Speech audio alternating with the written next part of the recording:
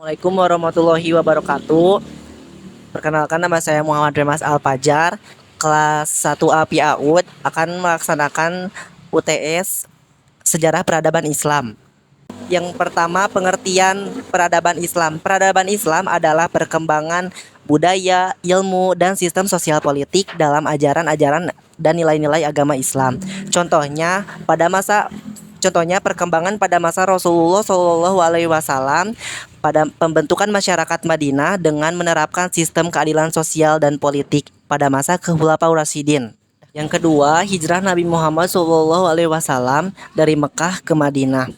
Hijrah ini adalah titik balik dalam sejarah agama Islam.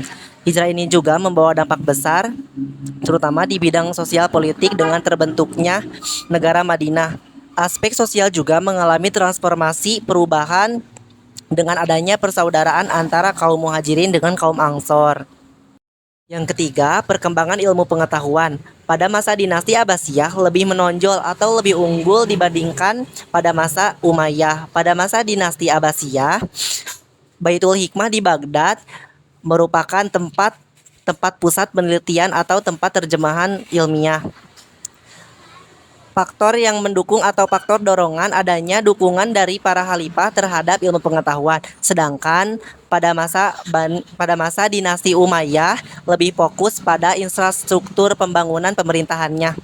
Keempat, zaman keemasan agama Islam. Pada periode ini, ilmu pengetahuan dan budaya Islam berkembang pesat, terutama pada abad ke-8 hingga abad ke-14. Tokoh-tokoh ilmuwan muslim yaitu Al-Khawarizmi dalam bidang matematika, Ibnu Sina dalam bidang kedokteran. Tokoh-tokoh tersebut ikut berkontribusi besar dalam berkembangnya ilmu pengetahuan dalam ajaran Islam.